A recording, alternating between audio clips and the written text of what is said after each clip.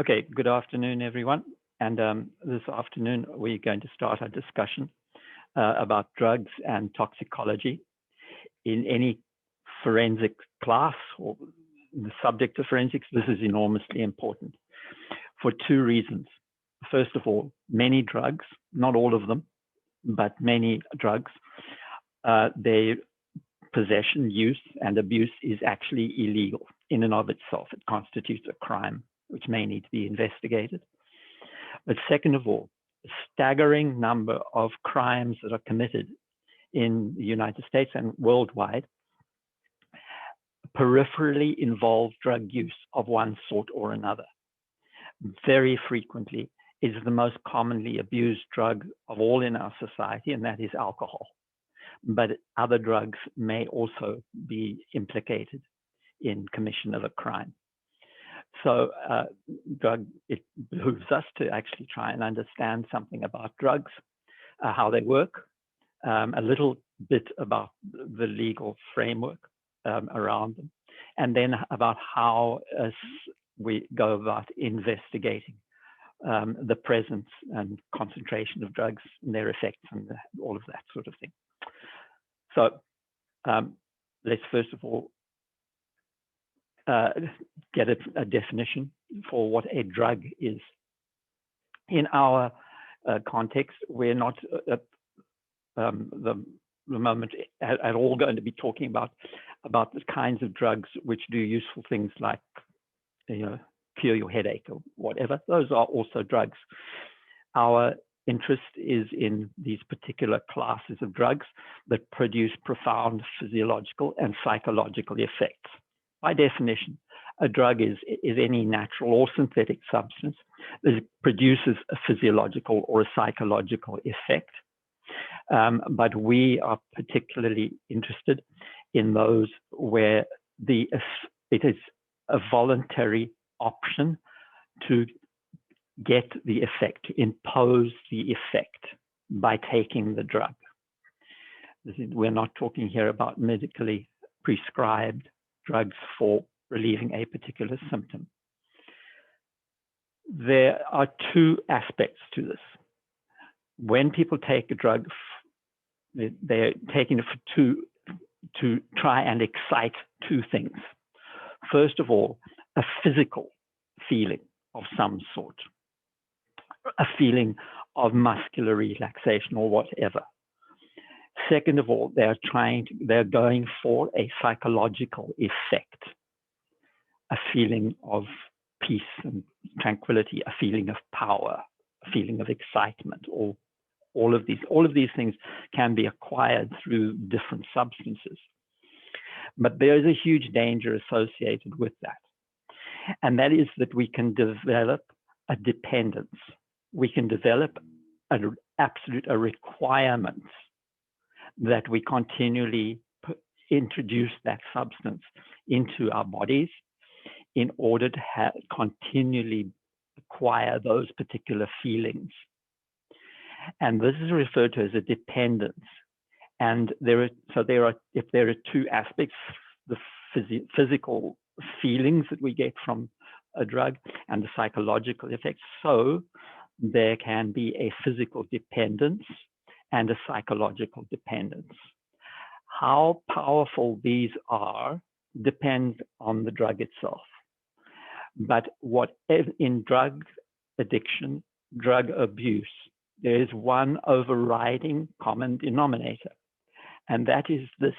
It is the psychological dependence. It is psychological impulse, which is the most powerful. And in fact, you're going to find out, perhaps to your surprise, that in some drugs, such as cocaine, physical dependence is minimal, even though people may be classified as being strongly addicted to a drug. That addiction may arise from psychological dependence. In other words, psychological dependence can be as powerful or even more powerful than a physical dependence. How the physical dependence arises, we'll talk about in a while. But remember that in all drug rehabilitation or anything. It is the psychological dependence, which is the most important factor and which is common to all drug use and abuse. So this question of dependence depends very much on the intensity of the psychological experience that the drug produces. It can be very difficult to define what somebody's feeling when they take a drug. But it is clear that certain drugs carry with them a very high potential for establishing a need for their continual use. And not only that, that their continual use leads to the development of a kind of resistance. And people have to use increasing amounts of the drug in order to get the same effects, both psychological and physical. And there are certain drugs which seem to carry a high potential for this kind of addictive development. Those are drugs such as alcohol, heroin, and cocaine. Now, this is interesting because these two, alcohol and heroin, have a powerful physical dependence. Cocaine does not. Cocaine has a very, very low physical dependence. It's the power of cocaine is psychological dependence. These also have a very strong psychological dependence associated with them. These drive an intense involvement with the drug. The drug becomes not only a part of people's lives, it can become a driving force. Obtaining the drug and satisfying the dependence becomes the major reason the person continues to exist. It's a very, very dangerous situation. There are other drugs such as marijuana and one you may not have heard of, codeine, things like this. They have a very much lower potential for abuse. They can in fact they can still lead to addictive situations, but the likelihood is much lower. And both the physical and psychological addictive processes are less likely to proceed to an addiction. Nonetheless, they can in fact be abused and become so much a part of people's lives and the way that they lead their lives that you could regard it as being an addiction. 23, no, these are old figures, but 23 million people. Yeah, this is about 2017, 2018. 23 million people were recorded as having used illegal drugs every year. But the vast majority of this illegal drug use was in fact marijuana, weed smoking, which carries with it a lower addiction potential. For this, the fact that it was illegal is in most of the United States at the time that these figures were drawn up, meant that a huge amount of police attention had to be given to it anyway. And a huge number of people have ended up being incarcerated because of the use of marijuana. This you know. Now, in many states, the use of marijuana is becoming legal. And that relieves that legal pressure. But it must be borne in mind that the traffic in three groups of drugs, heroin, cocaine, and marijuana, the traffic of these drugs across our borders funds a huge crime, crime organization, right? There's a huge amount of crime associated with the traffic of these drugs, marijuana included. But marijuana is also grown and traded internally within the United States. Heroin and cocaine, those drugs, the raw materials have to be grown outside the United States. And so that the entire traffic is an international traffic. Marijuana, there is a component which is international, but there is also an internal traffic. There are a substantial number of cocaine users in the United States, a very substantial number. 6 million is probably more like 10 to 11 million people use cocaine. The degree to which they use it varies tremendously, as we'll hear. But nonetheless, this is the sort of thing which drives the cocaine traffic largely from Central and South America into the United States.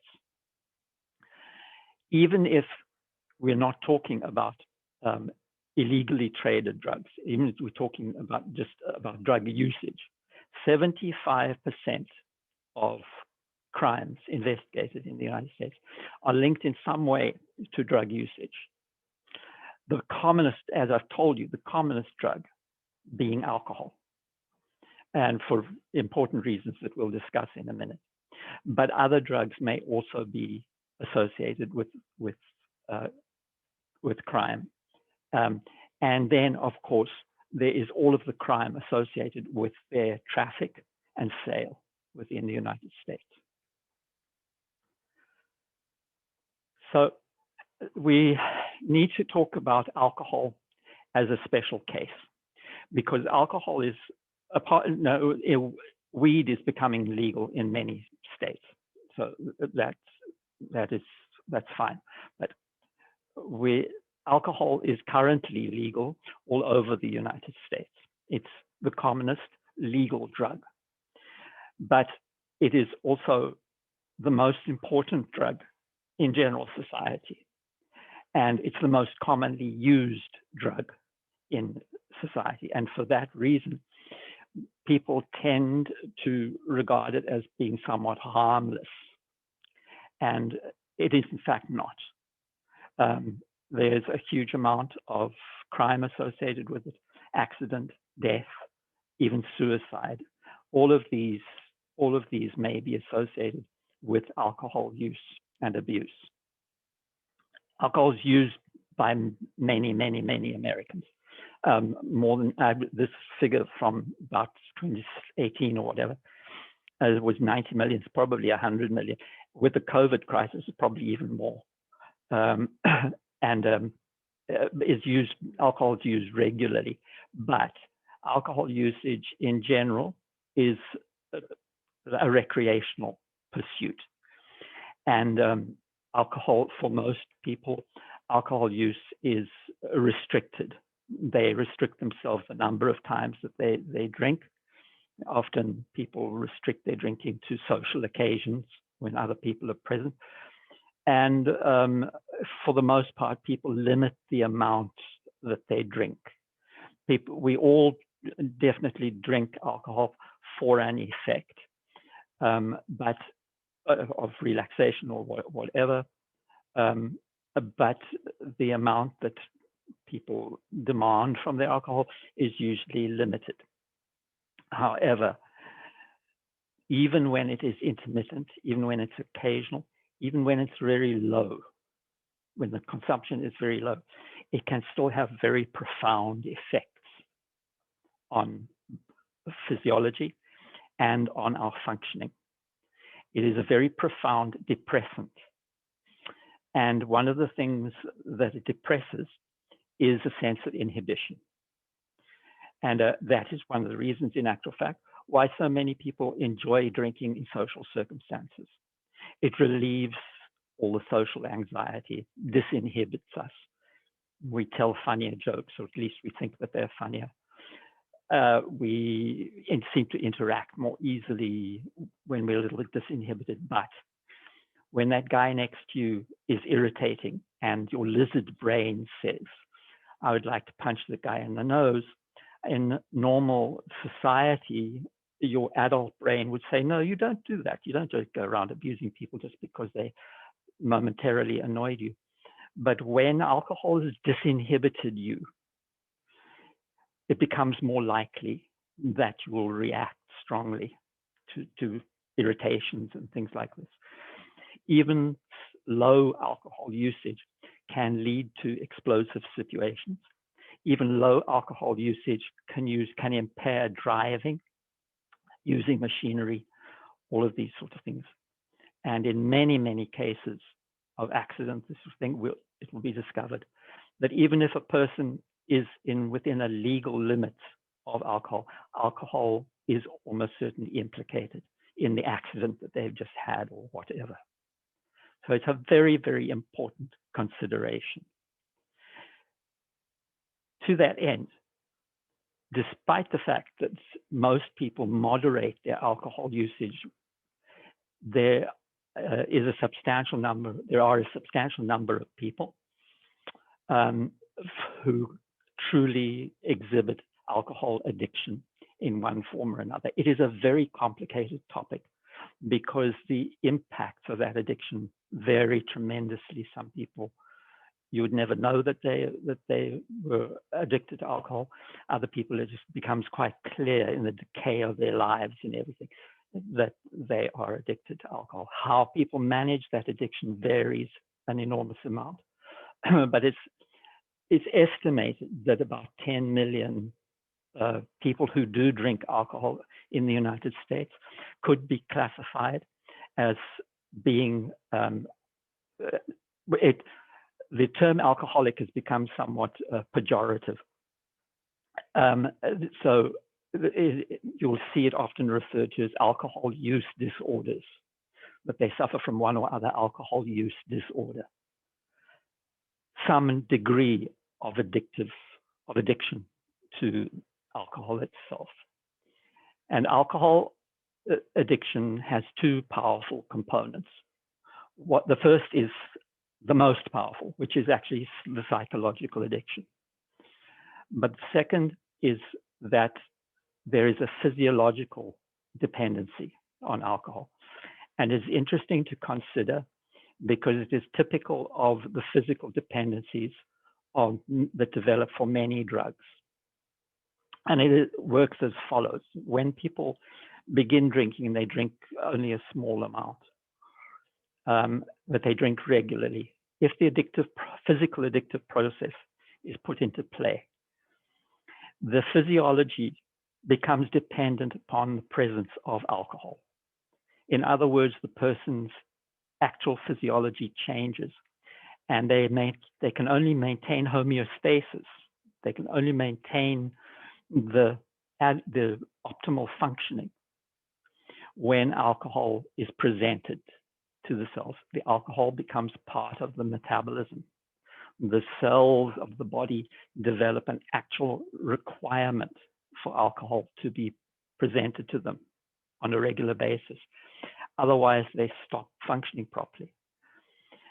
The degree to which that is true for alcohol varies a lot, but in really profoundly addicted people, the sudden withdrawal of alcohol can be incredibly dangerous and actually can result in death.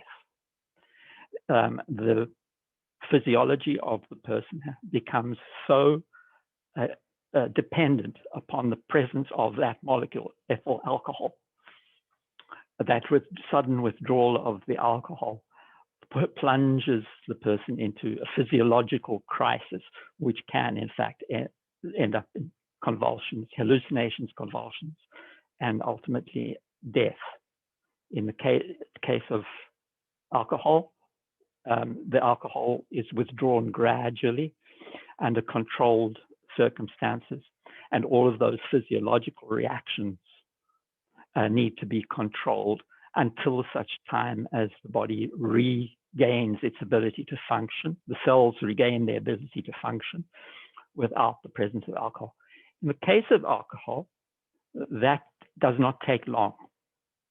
It's a matter of only 5 to 10 days, in actual fact, before the actual physical dependence disappears. But the psychological dependence is absolutely enormous.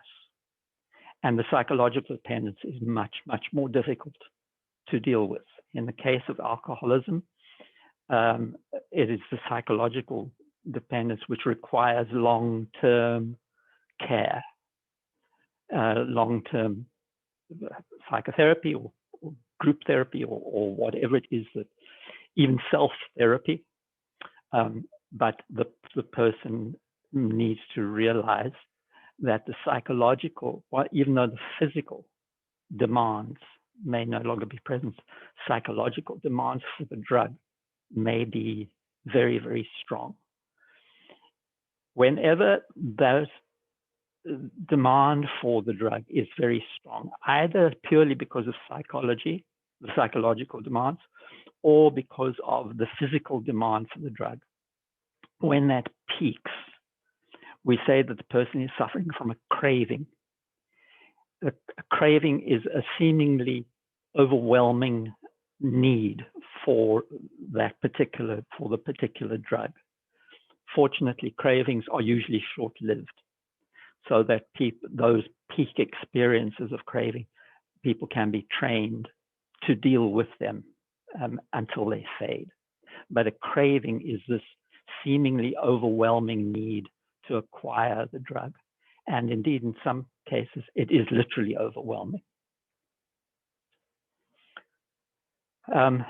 So, as I say, for different drugs, the impacts on both the psychological and the psychology and physiology varies with the different drugs.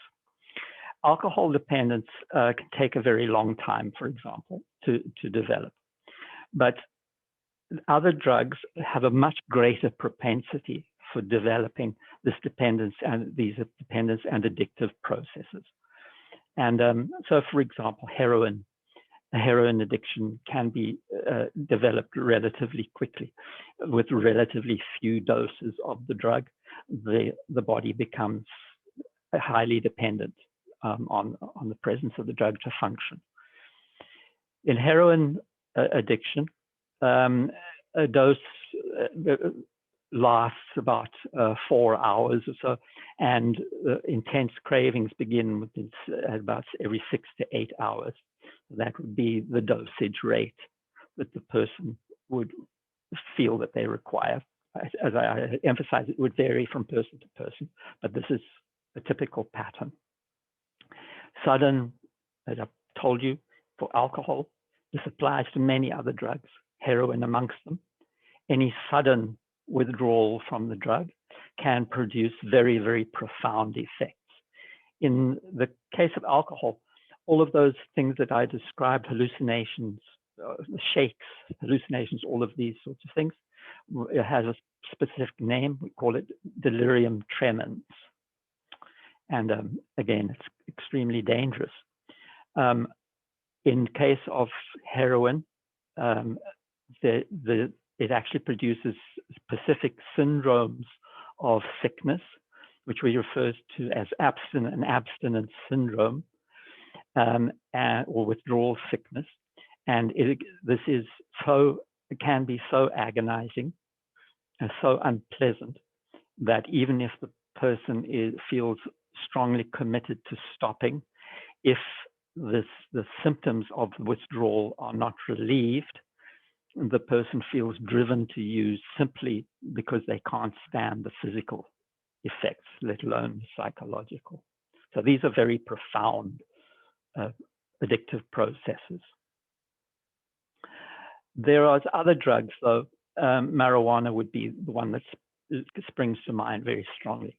Even when people use marijuana very heavily, stopping usage does not lead to a physical withdrawal syndrome. But the psychological impact may be profound, may be very, very difficult to deal with. There are other drugs that will surprise you, but that is also true. Cocaine is one of them, despite the fact that cocaine abuse and a cocaine addiction is a recognized thing.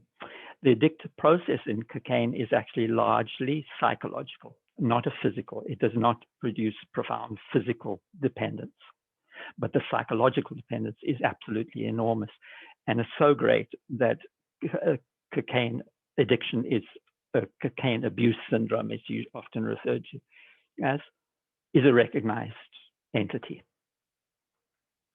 So in other words, an addictive process does not necessarily entail both physical and psychological. It may be almost purely psychological. It's still extremely, extremely profound. So the drugs that have a very high likelihood of developing a physical dependency: alcohol, heroin, barbiturates, which are nowadays not as commonly used and abused as they used to, and then the opioids. I'd put here, by the way, heroin and all of the other opiates. Those are the drugs which are derived from morphine. And here the opioids. The opioids are synthetic substances which mimic the effect of morphine, heroin, and all of those kinds of drugs. So these are the ones with the very, very profound physical dependency. These two, methamphetamine and crack cocaine, there is some controversy about them. When people attempt to withdraw from methamphetamine and from crack cocaine, it appears that they do indeed have very profound physiological demands, cravings. But there is some controversy about the exact origin of this as to whether it is truly a physical dependence or not. Anyway, you can include them. Include them here, methamphetamine and crack cocaine. Crack cocaine, a little bit different, I'll show you in a minute, to the cocaine that we've talked about already. So the drugs which have a strong psychological dependence are just as difficult, can be just as difficult to deal with if you're managing a patient or somebody who's trying to withdraw. They can be just as difficult to deal with as those drugs which have a strong physical dependence, because the emotional factors play such a hugely important role. That is one of the driving reasons why people come to abuse drugs, is because of the psychological and the emotional impact that the drug has on them, whatever it is. So in our society, the drugs of particular interest that have strong psychological dependence are marijuana, refined cocaine, that is the kind of the white powder cocaine that people sniff, and then hallucinogens like LSD, mushrooms, these sorts of things. And you'll immediately realize, though, that these marijuana, refined cocaine, and then the hallucinogens, there is very often a societal association. People do these relatively occasionally as a social interaction and manage to get away with that. But don't forget that, especially in these cases, cocaine, then the hallucinogens, you're often dealing with a substantial criminal element in their production and sale. So marijuana, less the case now that it's becoming illegal in so many parts of the world. These are the classifications of the drugs that are most commonly abused. We're going to look at narcotics, depressants, stimulants, and then hallucinogens.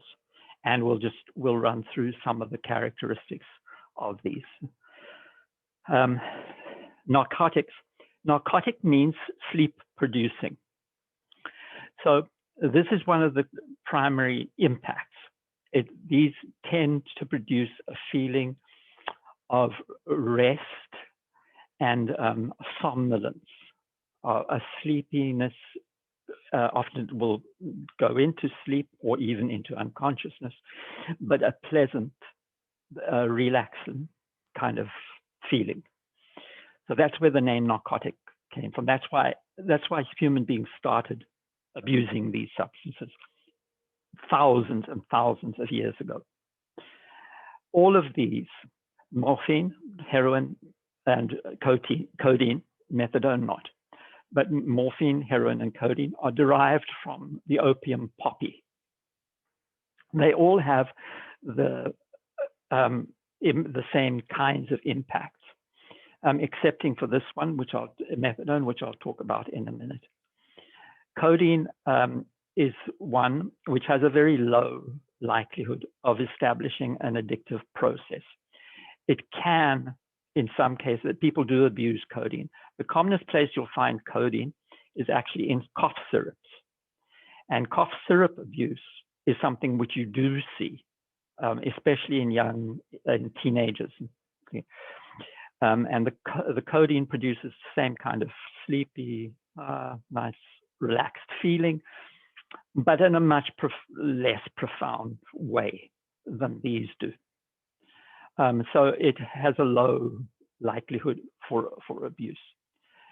Morphine and heroin are closely related substances, and I'll talk more about them in a minute.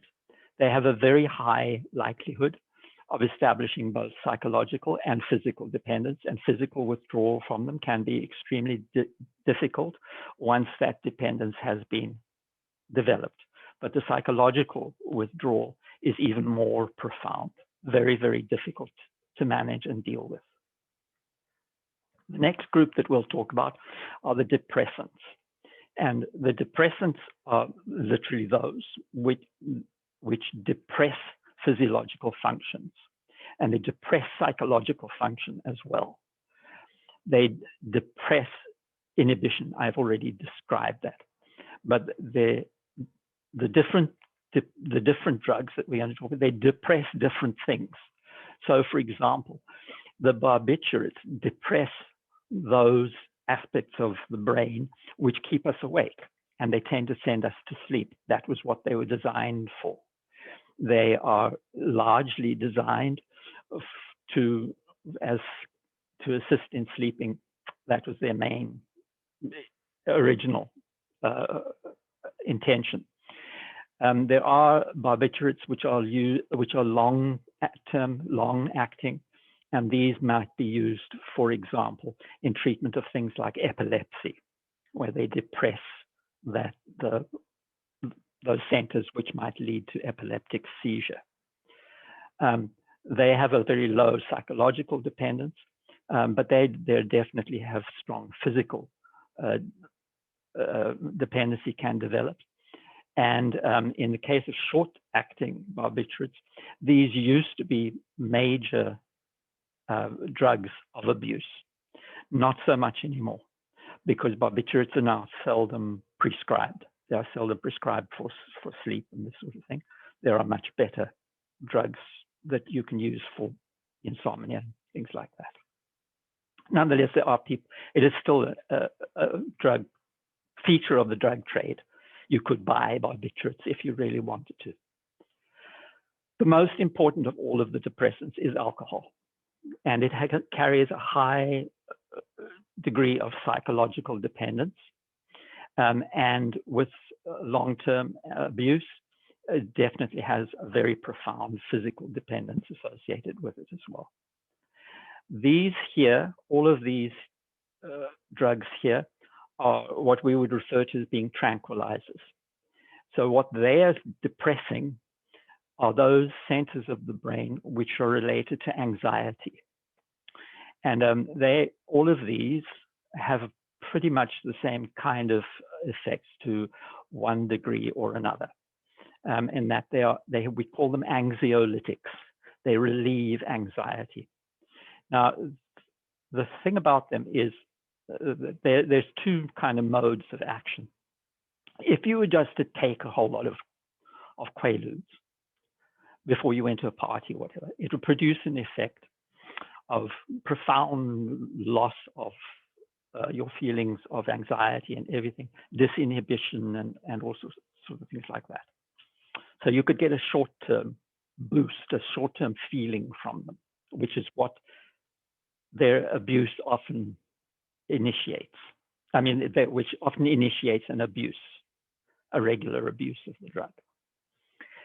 When they are medically prescribed, though, they have a different action, and that is they are prescribed in such a way that you actually become, you adapt to them. You deliberately develop a dependence. That is, you don't feel that heightened sense, a psychological sense that a big dose may initially produce. Instead, they just generally relieve anxiety. But the problem is that you can develop a need to continually increase dosage in order to get the same kind of effect. And they do have a very profound physical dependence. If you want to come off these drugs, it needs to be done in such very gradually. You say they taper the drug off so that you do not have a physiological reaction to the withdrawal. These, the most commonly abused and traded drugs would be this one, which is Quaaludes. Not now as common as it used to be, but it is still a drug which is commonly traded. These are commonly still prescribed, by the way, Valium, Librium, these things as anxiety relievers. The next set of drugs are the stimulants. And the stimulants are also referred to as uppers. Both the narcotics and the depressants are, in common parlance, downers. They're depressants. The amphetamines, these sorts of things, are uppers. They increase awareness. They give sparkle. They make people feel like they're receiving things. Their senses are very clear, and they're receiving a lot of information through their senses, etc., etc., etc. These are profoundly stimulant, and they may be physically stimulant as well. They may give people a feeling of energy and activity and everything else. Many of these are drugs of abuse, and the most important ones are the abuse drugs, are the amphetamines of various sorts, including methamphetamine, crystal, which is still a major problem, and cocaine. And this is refined. This is cocaine in any of its forms is a stimulant. And neither the amphetamines nor nor cocaine, except for methamphetamine. Methamphetamine may have some physical dependence associated with it. The opinions vary.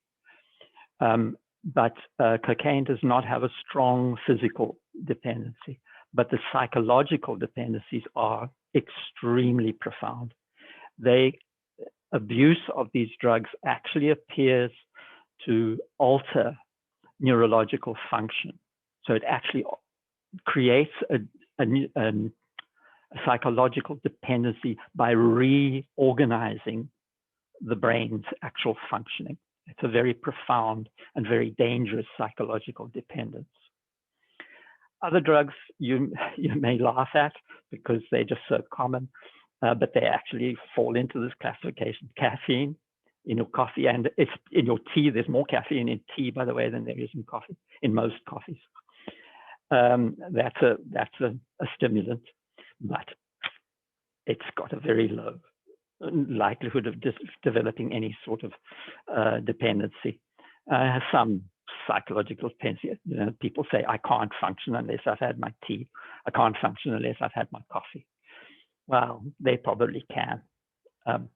And there's some people claim that there is a degree of physical dependency. They say if they give up their caffeine, they have a headache or they have some withdrawal symptom. It's a matter of debate.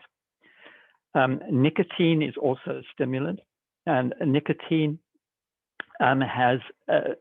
definitely has a physical dependency, usually not particularly difficult to deal with. Nicotine can be withdrawn quite suddenly. You can stop smoking cigarettes and cold turkey, and you may suffer some physical withdrawal symptoms, but probably not very profound. But the psychological dependence is enormous. And I'll just tell you, because I think that this is the last time we'll ever talk about nicotine. It's a very interesting topic, because if you look at the physiology of somebody smoking a cigarette, the impact of nicotine is to mimic anxiety, it mimics the fight or flight response. Your heartbeat goes up, your blood pressure goes up, the blood vessels in your hands and feet contract to direct blood to the heart and to the muscles. All of these things are symptoms of anxiety. And this is believed to be one of the reasons why cigarette smoking is so psychologically important, because it makes us feel that we can manage our own anxiety. Instead of having anxiety imposed on us from outside, we manage our own anxiety by dosing ourselves with nicotine. That's the kind of reasoning. So the psychological dependence is profound, and it's not to be laughed at. When somebody says they're having trouble giving up smoking, they may indeed really be struggling. So be sympathetic, but it can be done. It very definitely can be done. Okay, so the next lot of drugs that we're going to talk about will be the hallucinogens. And these are things, believe it or not, marijuana is a hallucinogen, and it is classed together with things like LSD, lysergic acid diethylamide, and other drugs like phencyclidine, PCP, those sorts of things. So we'll discuss some of the more detail about each of these groups. So as I've explained, depressants are substances that are used to depress functions of the central nervous system. And they may calm irritability, calm anxiety. They may induce sleep, all of these things. They may well be prescribed medically to do all of these things. But you'll realize when you look at this, that this makes them ripe for abuse as well. Not only that, but the abuse can easily trip over into very dangerous physiological responses. The sleep may be so profound that it actually results in death. The depressant effect may be so profound that it depresses breathing. The depression of anxiety may be so profound that the person just doesn't care anymore about anything. Nothing worries them. The fact that they're starving, their children are starving, whatever, means nothing to them. All that matters to them is getting the drug. So on the one hand, many of these drugs have arisen for very good reasons, and they can be used for good purposes. But it has to be realized that once they're abused, the impact may be quite different. So the depressants, the most important depressant of all is ethanol, alcohol. But other depressants, or the narcotics, as I've told you, the anti-anxiety drugs, those sort of things. But then a whole lot of things which are much more easily available to many people. And these are things like airplane glue, model cement, the aerosol propellants in cans. Why would people go and do? Well, these are all solvents of some sort, and many of the solvents have effects which are somewhat similar to alcohol and to the narcotics when they're inhaled. And these are relatively easily obtained, especially by very young people. Although you will find now that in many stores will not sell things like glue and spray paint that to anybody who's under the age of 18 or even 21, or if they've got a parent with them. Still, these things are very easily available. They're much more easily available, say, to a school kid of 11 or 12 than alcohol or narcotics are. So these are very important. They actually remain very important and are frequently abused, especially in school situations. And unfortunately, they have a big physiological toll.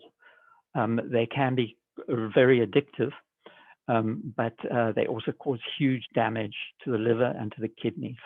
And so these are very dangerous. Alcohol, we'll talk about in a little bit more detail. One of the what we regard as being an advantage of alcohol is that it acts so very quickly. When you drink alcohol, it is very easily absorbed by the stomach itself, and it goes into the bloodstream and it travels straight to the brain. And it has all of the depressant effects that we regard as being advantageous, especially in social settings. But those same depressant effects can have very bad consequences, because alcohol very rapidly depresses our inhibitions, but it also depresses our coordination. It depresses our ability to process thought.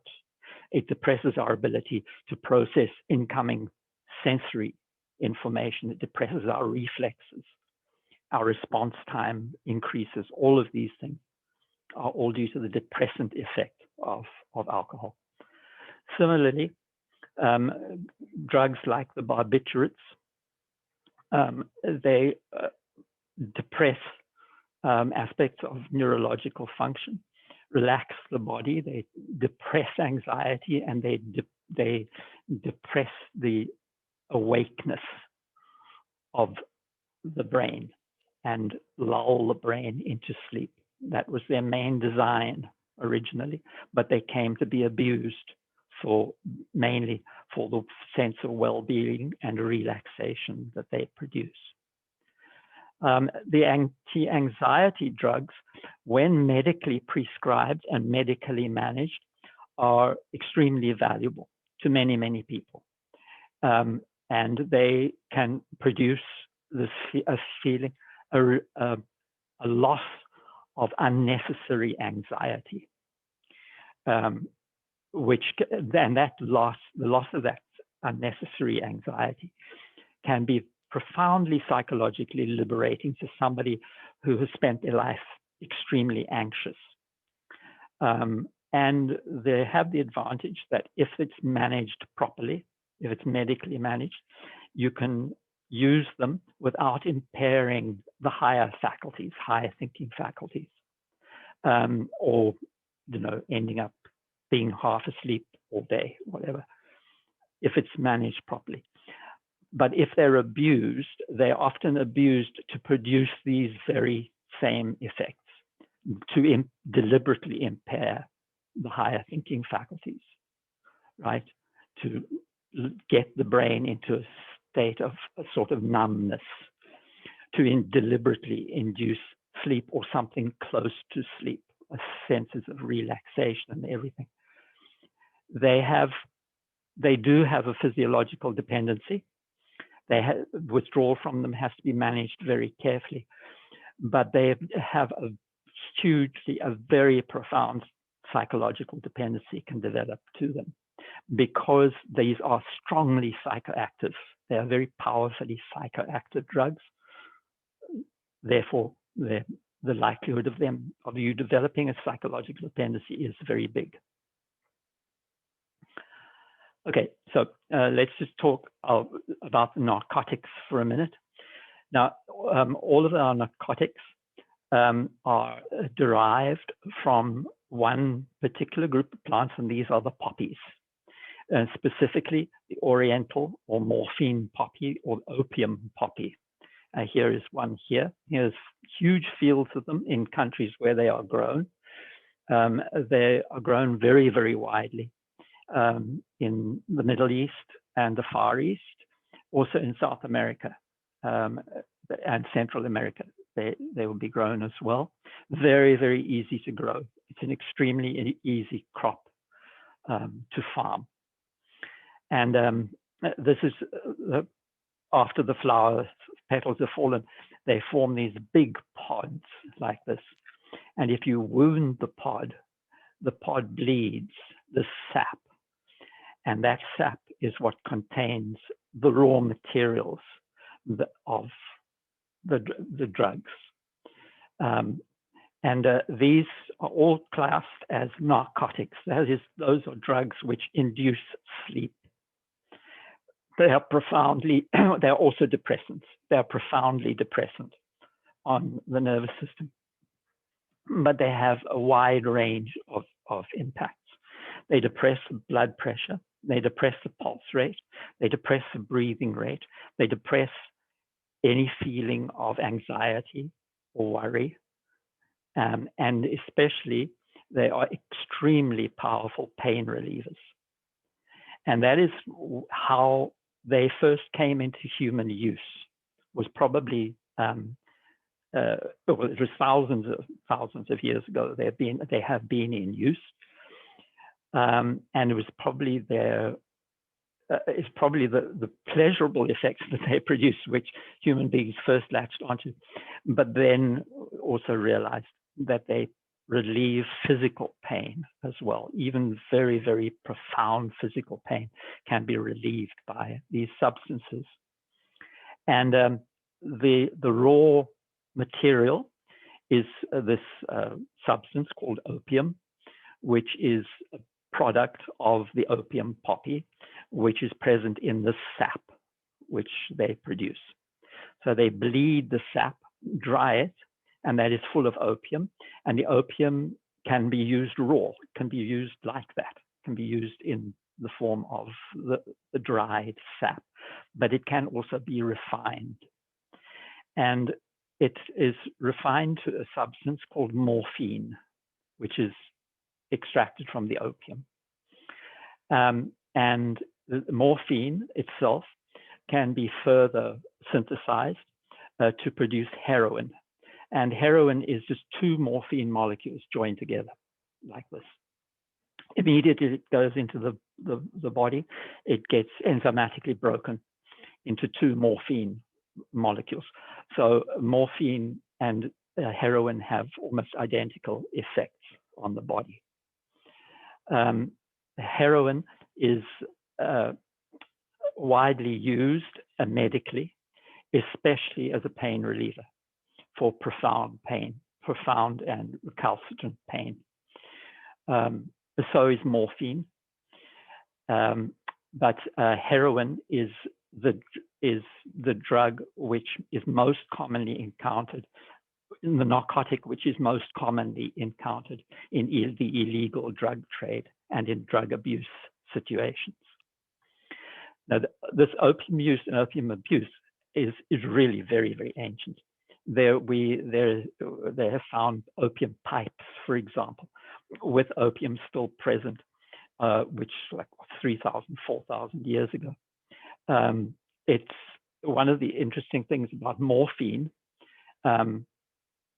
is that when you use opium, your body actually transforms it into morphine.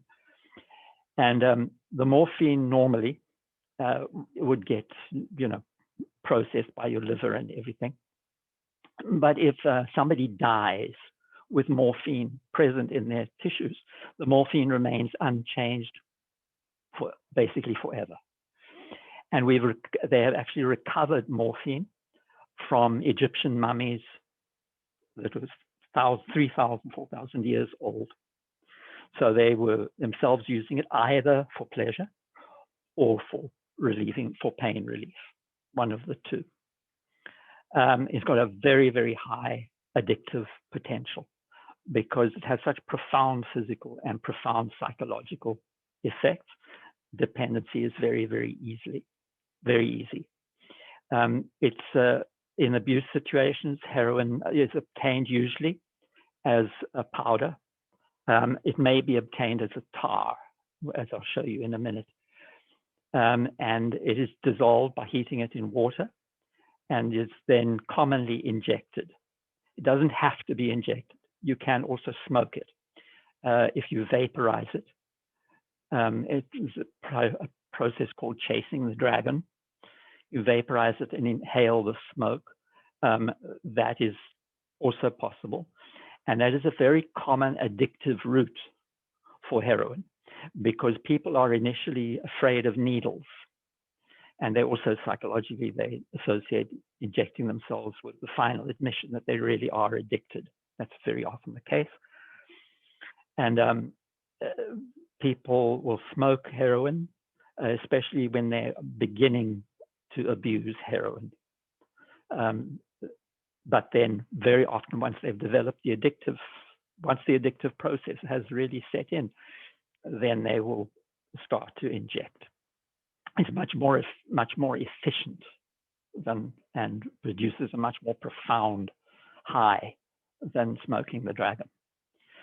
So this high that people have, remember the fact that these narcotics are very powerful pain relievers.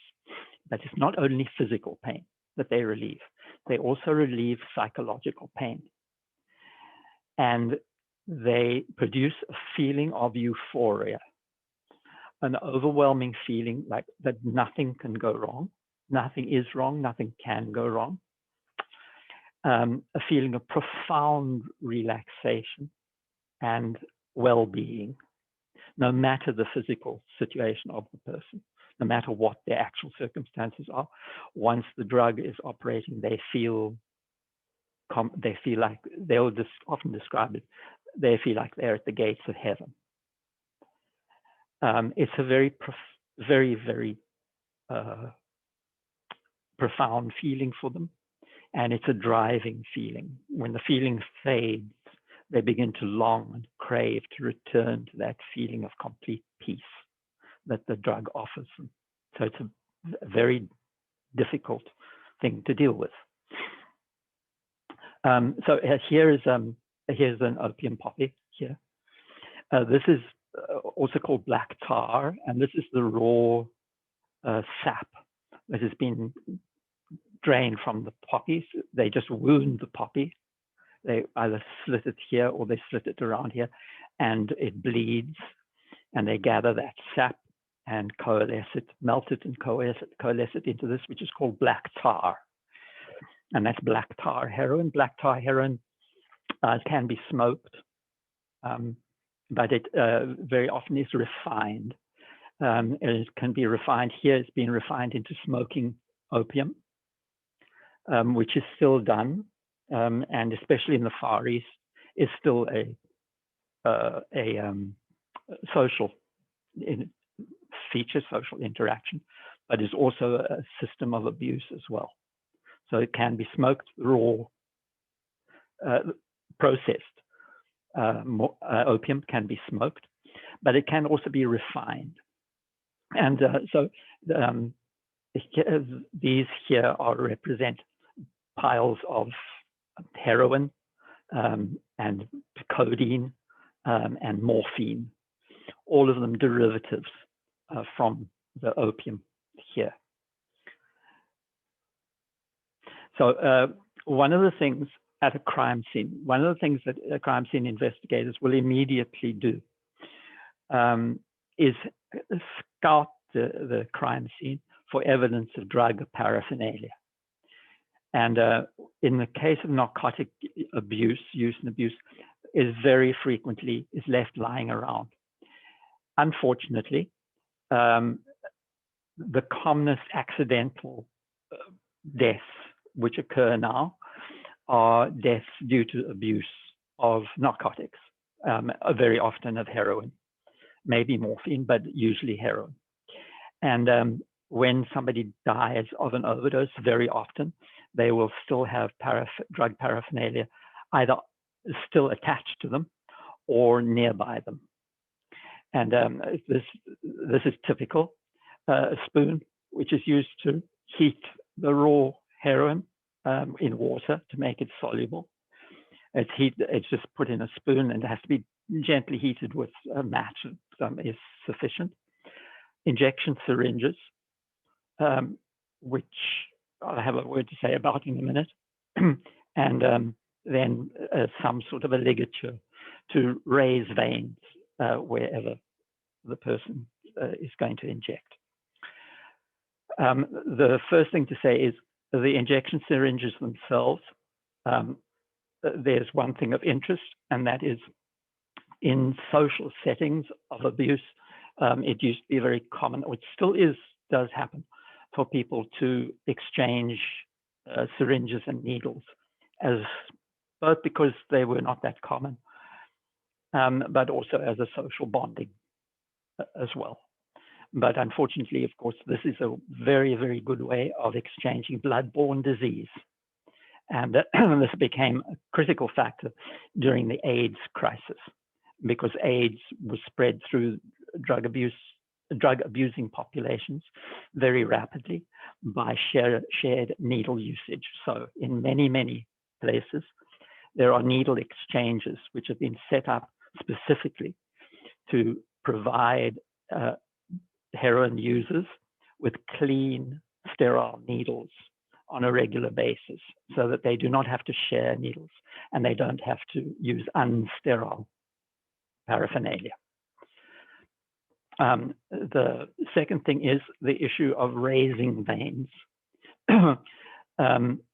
The continual injection of these drugs into veins leads to damage of the veins, and the veins ultimately collapse. They become very thin, and they can't be raised to put the needle into, and people resort to using veins all over their bodies, including their genitalia, in the end, in their desperate search for somewhere to inject the drug.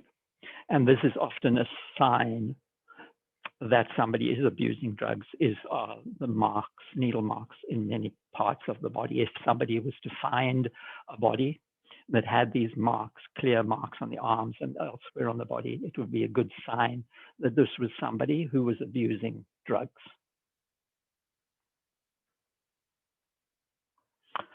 Okay, so I'll just finish off here by saying that those are all natural drugs. Heroin, morphine, codeine, etc. Those are naturally extracted from the opium poppy. It's a natural product. But there's a whole set of drugs which have been developed in the last 100 years, which they're not derived from the opium poppy at all, but they mimic the effects of morphine. And these are referred to as the opioids, or the synthetic opioids. And there are names here that will be very familiar to you: OxyContin, Vicodin, Percocet. All of these sorts of drugs are synthetic, very, very powerful drugs which mimic morphine. And we'll carry on with this discussion from here at our next class. I'll see you on Monday.